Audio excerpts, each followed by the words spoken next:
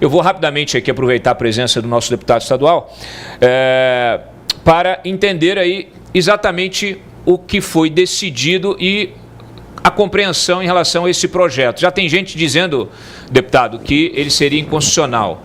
Eu queria, naturalmente, aí a sua explicação para a nossa audiência, o que exatamente a Assembleia Legislativa de Santa Catarina aprovou em relação à extinção de cotas raciais em universidades no Estado.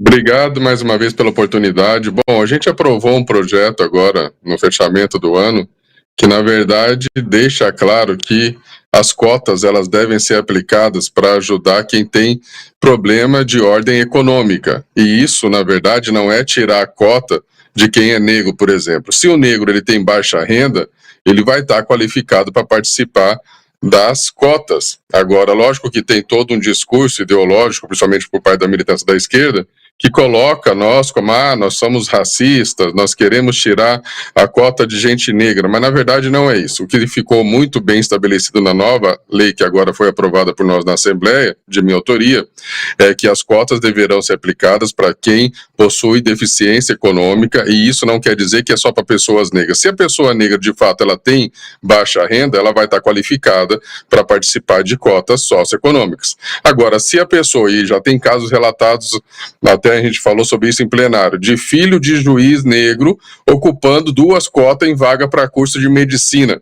Não tem cabimento uma pessoa que é filho de juiz, que tem condições de pagar pelos próprios estudos, estar participando de cota. Essa cota pode naturalmente ser utilizada para pessoas, inclusive, de cor branca e de família de baixa renda. Então, o que ficou estabelecido é que qualquer tipo de cota afirmativa não deve mais prevalecer dentro do Estado de Santa Catarina. E quando a gente fala cotas afirmativas, é que não estava sendo só cota para questão racial.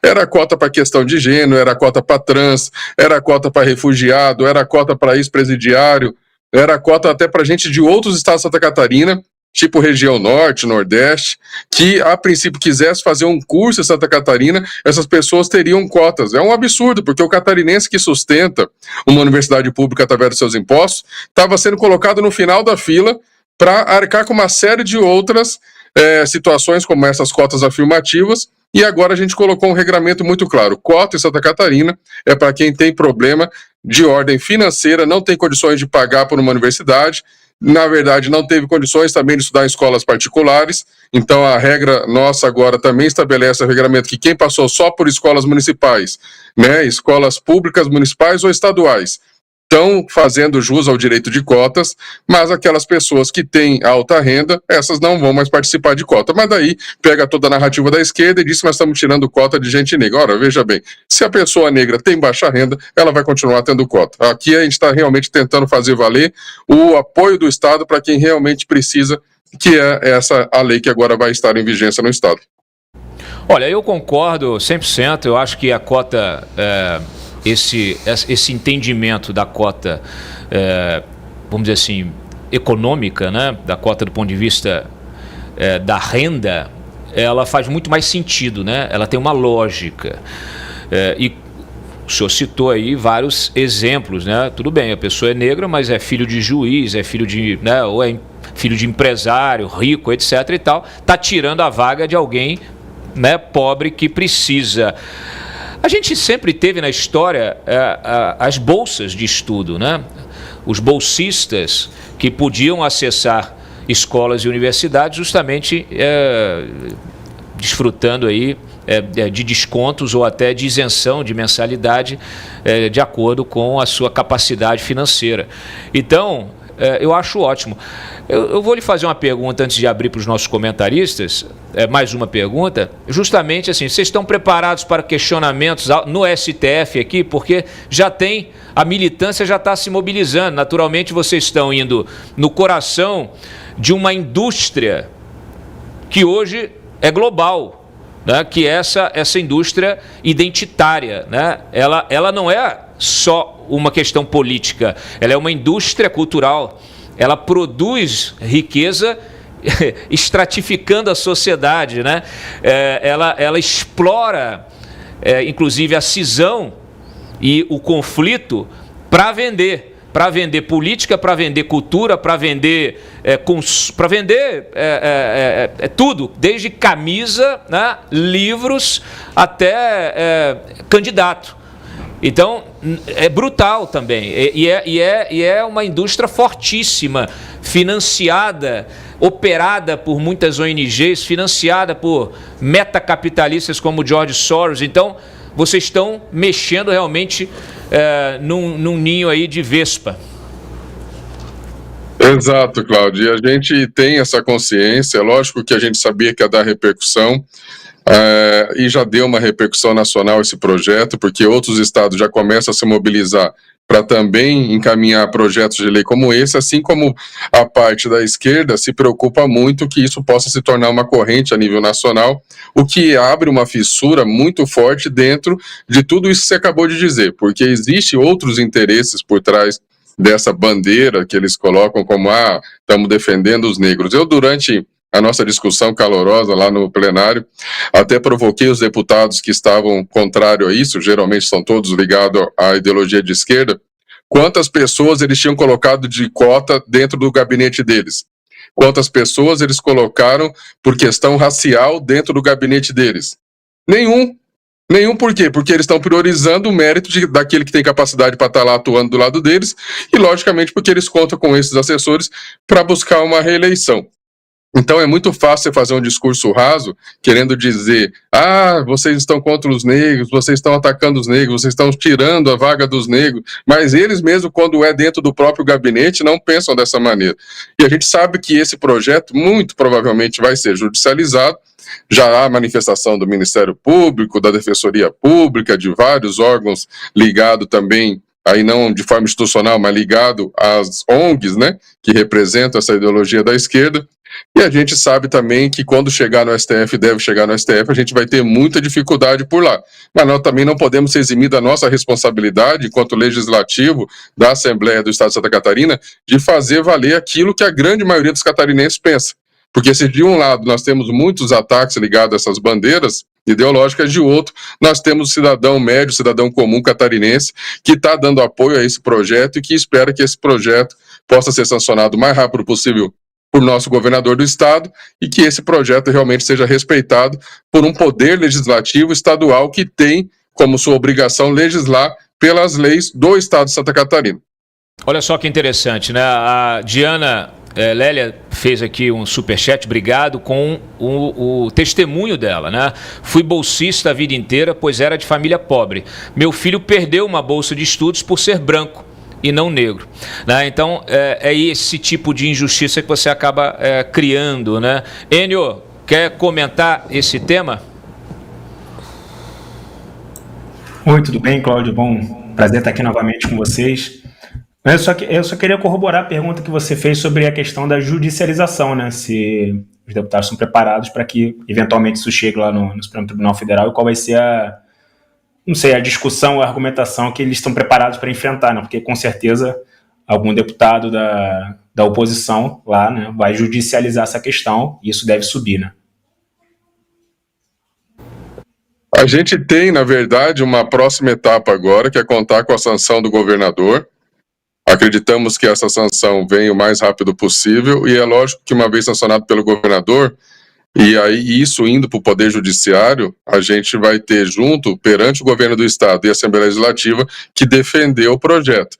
Infelizmente, hoje no Brasil, o Poder Legislativo, como a gente estava até acompanhando, o Cláudio Dantas falando no início do programa, o Poder Legislativo deixou há muito tempo de ser a última palavra, né? Tudo que, na verdade, contraria, principalmente esses partidos de esquerda, acabam sendo judicializados e derrubados por uma caneta monocrática, por vezes nem precisa ser o pleno, mas uma caneta monocrática tem mais poder que 503 deputados federais, tem mais poder que 81 senadores e tem mais poder que uma Assembleia Legislativa com a sua grande maioria, que foi o caso aqui. Mais de 30 deputados estaduais votaram a favor disso, de 40, 7 se posicionaram contra e alguns estavam ausentes. Mas nós temos que estar preparados para esse debate, para esse confronto que vai haver no judiciário, mas de todo modo, como eu falei ali atrás, nós não podemos nos eximir das nossas responsabilidades e deixar de fazer o nosso papel de legislador estadual com receio de depois ser derrubado em alguma corte superior. Luci. Deputado, deixa eu entender então, dentro desse projeto existe a previsão de ter apenas cota social no Estado? Socioeconômicas, né?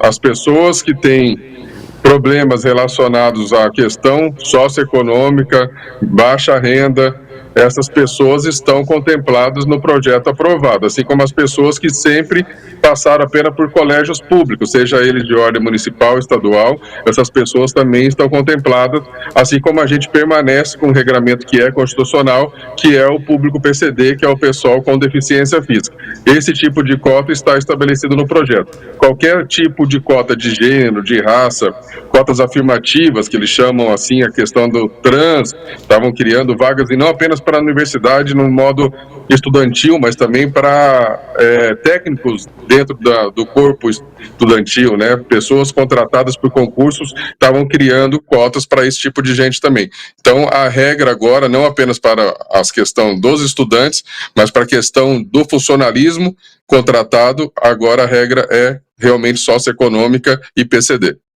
Então, no serviço público também, o projeto vai além, Exato. vai para a contratação de quadros para o Estado. Exato, porque a gente teve um embate muito forte esse ano. Eu, pela primeira vez, consegui que um reitor viesse ao plenário da nossa Assembleia Legislativa para prestar esclarecimento com uma série de situações bizarras que estavam acontecendo. E aí eu trago exatamente isso. Estavam se fazendo concurso, muitas vezes criando cota para trans e tirando vaga do mérito. Era uma vaga só e a pessoa tinha que ser trans, senão não entrava na vaga de funcionário público do Estado. Então não tem cabimento isso, no meu modo de ver não existe amparo constitucional para isso, e eles logicamente estavam criando vagas para colocar gente que eles consideram interessante da militância deles para dentro de um órgão público.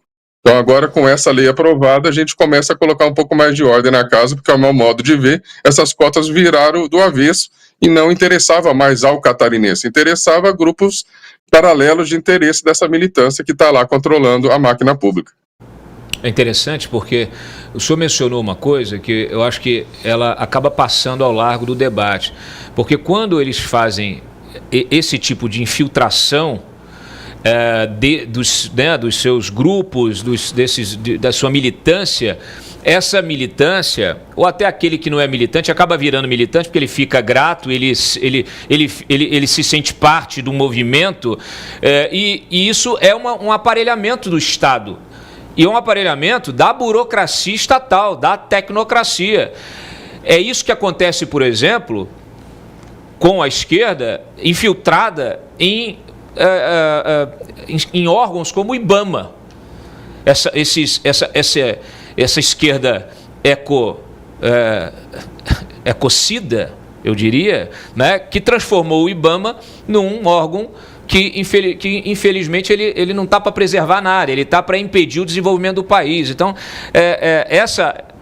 esse tipo de infiltração ela acontece também via essas cotas, né? Cotas de gênero, cotas raciais, etc.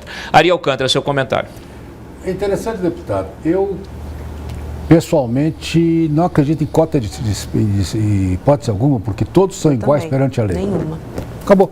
Todos são iguais. Não, eu não consigo identificar se uma pessoa é preta, é branca, é índio. Isso para mim é uma grande bobagem. Nem a socioeconômica? Não. Socioeconômica é um programa de governo. O meu pai, como político, dedicou a vida a isto. A vida. Desde o orçamento, dos primeiros orçamentos da República, da legislação de 45, que na época, que era o Arthur de Souza Costa, presidente da Comissão de Orçamento, se dava emendas parlamentares para a Bolsa de Estudo. Meu pai, ainda como assessor do Souza Costa, fazia isso. Como deputado federal durante anos a fio, criou, através de sistemas de bolsa, a baixa renda, enfim, vários colégios, escolas técnicas e universidades. Foi uma dedicação, ou seja, bolsas de estudo para pessoas carentes, administrada pelas universidades, pelos municípios que têm na ponta a sensibilidade de quem precisa ou não precisa. Então, a forma como vocês estão fazendo em Santa Catarina, eu sou gaúcho, sou quase catarinense, aliás, casado com uma catarinense, de Campos Novos.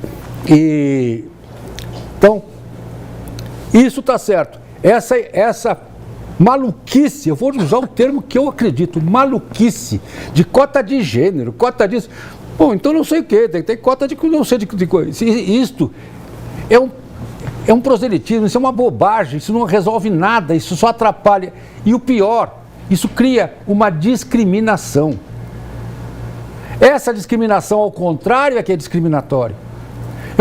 Eu estudei em colégios a vida inteira, eu nunca sabia quem era negro, quem era branco, qual era a cor dos meus colegas. Eu fiz universidade em Brasília, eu nunca me preocupei se o meu colega da esquerda era negro, se era branco, se era índio. De onde é que ele via, se era de Jabuticabal ou se era de Alegrete. Até porque todos nós somos os miscigenados. Agora, eu também fui selecionado em bolsa pela Universidade Americana. Me convidaram para uma bolsa de doutorado. Eu, infelizmente, não fui. Mas eu caí numa cota. Sabe qual era a cota? De brasileiros. Brasileiros para MIT. Porque eles se interessavam, brasileiros que pudessem cursar uma determinada especialidade. Existe isso. Existem em universidades cotas por especialidade. Pessoas que têm notório desempenho em determinada especialidade. Na época era informática, estou falando dos anos 70. Então, vocês estão perfeitos, correto isso. A iniciativa de eliminar essa discriminação, ela é fantástica. E mais um detalhe que eu acho melhor ainda. Por iniciativa da ponta, do Estado, do município, da região, o governo federal não tem o direito de se meter na administração dos entes federados. Na hora que se entra nessa história dos entes federados, está se fazendo uma discriminação odiosa. Esse é o princípio básico que gerou Adolf Hitler e Benito Mussolini. Eu não quero ir mais além, porque senão eu vou dizer coisas mais fortes. Não diz mais não, porque é sexta-feira. A Júlia estava me comentando aqui que ela é contra qualquer cota, inclusive a socioeconômica, Júlia. Sou. É porque a gente precisa entender toda a lógica da organização da educação. Então, a educação superior, ao contrário do que a gente escuta muito no Brasil, a educação superior ela não é para todas as pessoas, né? Em poucos lugares do mundo, você vê a totalidade dos adultos tendo acesso ao nível superior. Então, nos Estados Unidos, por exemplo, é um percentual muito pequeno da população, né?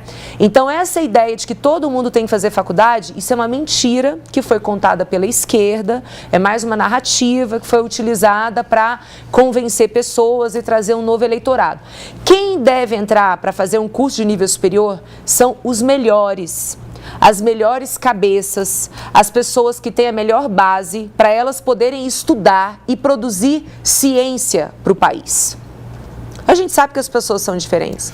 Então, quando você não reconhece ali no critério da prova, né, você não permite a entrada dos mais bem posicionados, você está fazendo um juízo de valor sobre pessoas que já provaram que têm condições de estudar. E aí você abre uma brecha para pessoas com uma formação inferior, uma formação intelectual inferior, para que pessoas que passaram no vestibular com nota superior fiquem do lado de fora, né? Então, assim, é claro que é bonito de se defender, todo mundo quer ver uma transição na sociedade, a gente sabe que a educação é um meio, só que a gente tem que buscar na base, é na educação de base a correção desses problemas. Então, muitas vezes nós vemos pessoas analfabetas entrando em faculdades, não tendo condições de entender o que estão lendo, saem analfabetas também, isso já é capturado numa série de pesquisas, e na prática o país está perdendo, porque está gastando muito dinheiro, está perdendo muito tempo, ao tentar colocar sal numa carne que está estragada. Então, assim, é conveniente lançar esse tipo de programa, né? Assim, mas, de fato, se a gente quiser melhorar a educação e a capacidade das pessoas acessarem o ensino superior, elas precisam ter uma educação de base que funciona, né? E aí, como não dá voto cuidar de uma criança que está na base, o governo reiteradamente lança projetos populistas, como a gente viu o Lula fazer em todo o governo dele, forçando as pessoas muitas vezes a se endividarem, a fazerem um ensino superior que não lhes trará um emprego na área, apenas dando a elas uma dívida praticamente impagável, que foi o Bolsonaro que teve que perdoar. e no final das contas ela acaba trabalhando fora da área que ela acabou estudando. Então, assim, a educação ela é muito mais complexa. Quando a gente coloca só meta, que é algo que o governo Lula gosta de falar, tantas pessoas acessaram o nível superior, tantas pessoas se formaram, isso é muito fácil de fazer, mas o resultado em si a gente mede com outros critérios, como a qualidade do profissional que é formado. Inclusive, você citou essa questão do crédito universitário, né? A gente viu durante os primeiros governos do Lula quem se beneficiou desses créditos. São os amigos empresários que viraram bilionários. Deputado, o senhor quer comentar aqui? A Júlia fez uma provocação, eu acho que é válida. É super válida. A gente, na verdade, quando a gente está dentro do parlamento, a gente também tem que pensar aquilo que é possível e aquilo que é plausível, né? Hoje, para colocar um debate a nível que nós estamos colocando aqui, dentro do que é possível, porque se a gente realmente tentasse prevalecer só a meritocracia, e eu sou desse posicionamento também, seria praticamente impossível manter essa lei de pé, ainda que haja a dificuldade de mantermos ela como ela foi agora, nesse momento, como a gente conseguiu aprovar de forma inédita, porque pelo que eu busquei nas outras assembleias, isso ainda não passou em nenhuma outra, e a gente sabe o momento que nós estamos vivendo, principalmente em relação ao Poder Judiciário. Então, a gente, se conseguir manter essa lei de pé, já é um marco histórico para tentar fazer com que as pessoas revejam os seus posicionamentos e por que as coisas estão indo para esse caminho. Como já foi dito aqui, lógico que a esquerda tem defendido da forma como vem defendendo, porque ela está se utilizando da máquina pública e a gente sabe que o funcionalismo público, muitos deles votam carregado na esquerda, até por talvez um sentimento de gratidão, estão lá com um emprego diferenciado, nem se compara quem é um funcionário hoje do poder público com o setor privado, né, as regalias, os benesses, os benefícios. Então, para eles, quanto mais eles conseguirem inchar a máquina pública, colocando gente através dessas aberturas que eles vão criando, mais se fortalece eles no poder. É um projeto de poder, não é um projeto de melhoria da comunidade, da população ou do Brasil de modo geral. Então, eles se utilizam disso e usam a narrativa, nós estamos defendendo a classe B, a raça B, para conseguir se manter no poder. Então, acho que aqui a gente está tentando fazer um encaminhamento diferente, já conseguimos, acho que o mérito até aqui é de fazer com que esse debate ganhasse a situação nacional que está envolvendo ele hoje, nesse momento, fazendo com que outras assembleias possam, de repente, também fazer esse enfrentamento. E é como foi dito pelo nosso amigo, não cabe ao governo federal dizer o que o governo estadual tem que fazer em relação às suas regras de condução do Estado, da máquina estadual, aonde vai aplicar o seu recurso estadual, que nós estamos falando aqui, inclusive, que vai haver uma multa de R$100 mil para quem desrespeitar essa lei. Né, e já me mandaram mensagem, ao qual até fiquei muito feliz, dizendo que na UDESC já estavam prontos para aprovar mais cotas afirmativas agora no fechamento dessa semana, e por conta dessa lei que foi aprovada, ainda que não houve a sanção dela, né, vai precisar ser sancionado pelo governador, eles tiraram de pauta, suspenderam a votação. Então nós já conseguimos, pelo menos para o início do próximo ano, diminuir essa situação bizarra que estava acontecendo na universidade pública de cada vez se criar mais cota para cada vez colocar mais gente do interesse deles. E agora é ir para o enfrentamento. Vamos aguardar os próximos momentos, né, o início do ano que vem, para ver como é que todos esses órgãos vão se comportar na questão da judicialização e fazer o enfrentamento devido. Deputado, com certeza, eu quero aqui dar os parabéns. Essa questão da cota racial no Brasil é um problema já há muito tempo, né? Ela começou aqui no Brasil em 2002. Eu passei no vestibular aqui da Universidade de Brasília, no primeiro que teve cotas, e é muito revoltante quando você vê uma nota de corte diferente, né? Porque a definição de racismo é exatamente isso, é você dar um tratamento diferenciado para a pessoa em virtude da cor dela. É isso que as pessoas precisam entender. O racismo não acontece apenas em relação ao negro. Acontece sempre que você trata uma pessoa diferente por causa da cor dela. Então, combater a cota racial significa combater racismo no Brasil. E significa respeitar o artigo mais importante da nossa Constituição, que é o tratamento que a lei vai dar igual a todos os brasileiros. Todos nós somos considerados iguais perante a lei, em direitos e obrigações. Então, quando você começa a diferenciar uma pessoa da outra por causa da cor dela, você está rasgando a Constituição Federal.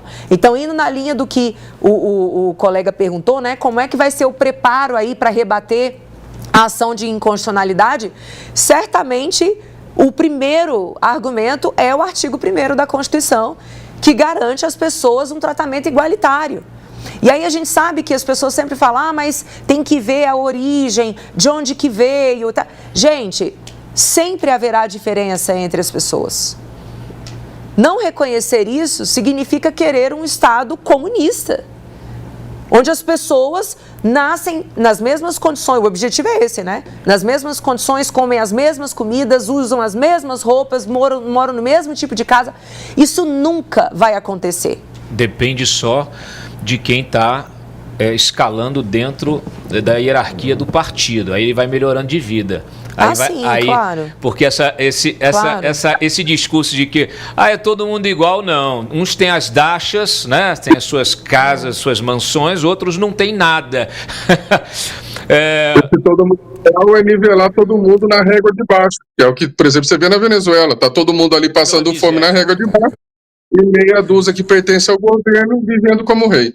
Bom, eu sempre gosto de citar o nosso querido antropólogo Antônio Risério. Aliás, estou querendo trazer ele de volta aqui, porque ele desmonta toda essa falácia de racismo estrutural, mostra, inclusive com pesquisas muito profundas, toda a história de miscigenação brasileira, né, que pode ser colhida cada um na sua própria família, né? Eu mesmo tenho a minha avó materna falecida, era negra, né? Tem índio na família, tem de tudo, tem de tudo. É uma miscelânea, uma mistura maravilhosa. Que bom que é assim. Deputado, obrigado mais uma vez aqui pela presença. Retorne sempre. Espero novos projetos. Mantenha a gente informado aí, né, do avanço, da sanção, de tudo. Tá? E parabéns pela iniciativa. Obrigado. Pode contar sempre comigo aí. E agradeço a presença de todos que participaram com a gente. Forte abraço.